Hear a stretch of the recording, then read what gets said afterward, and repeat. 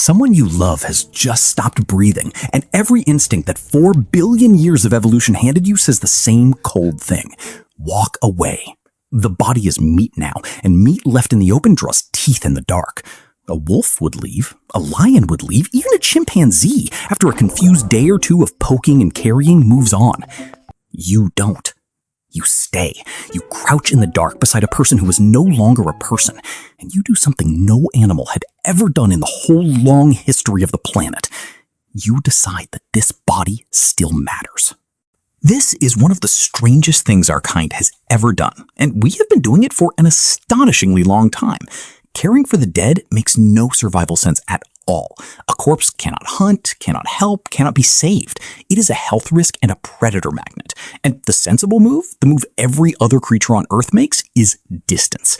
And yet, somewhere deep in the human past, your ancestors looked at their dead and chose to stay, to carry them, to cover them, to do something with them.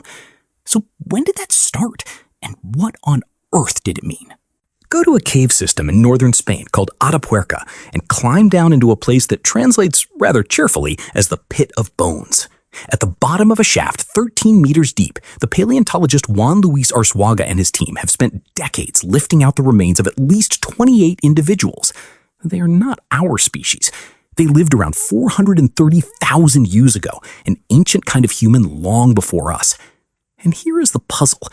How did dozens of bodies end up at the bottom of a vertical chute deep underground in a spot with almost no other animal bones to suggest a predator dragged them there? The most likely answer is uncomfortable and wonderful at the same time. Someone put them there on purpose.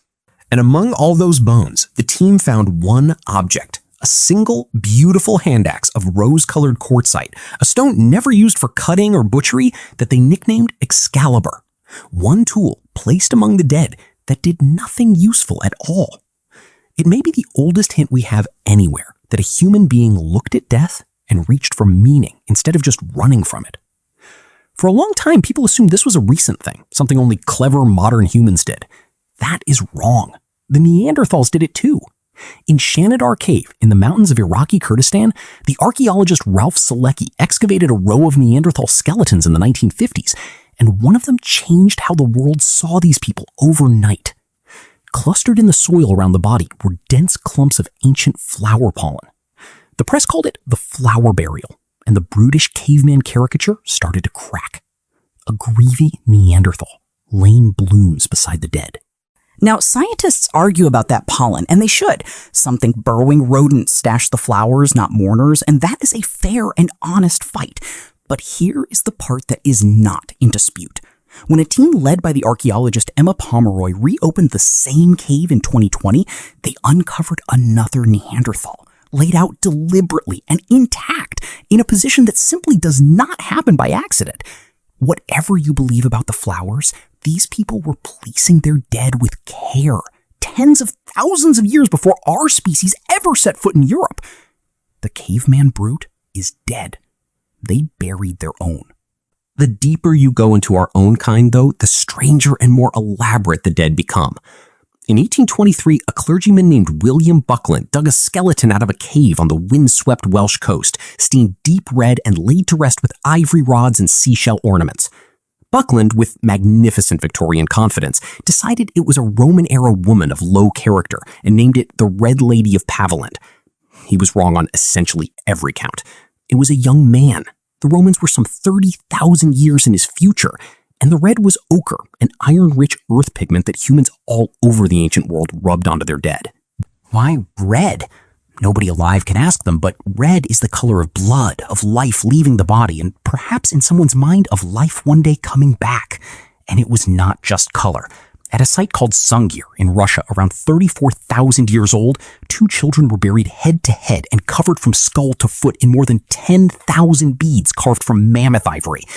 Each one of those beads takes roughly an hour to make. Sit with that arithmetic for a second. Somebody spent the better part of a year making jewelry for 2 children who would never wear it anywhere a living eye could see. What does it take to do something like that? You have to believe the dead are still somehow owed something. You have to hold a whole person in your mind after they are gone, which is memory stretched clean across the gap of death. And you may, just possibly, have to believe that they are going somewhere. This is the quiet birth of an idea that would one day grow into every religion, every ghost story, every single flower ever laid on a grave. Not bad for a soft, slow ape with a sharpened stick. But do not get too sentimental, because the human relationship with death has always been weirder and darker than a tidy grave with flowers.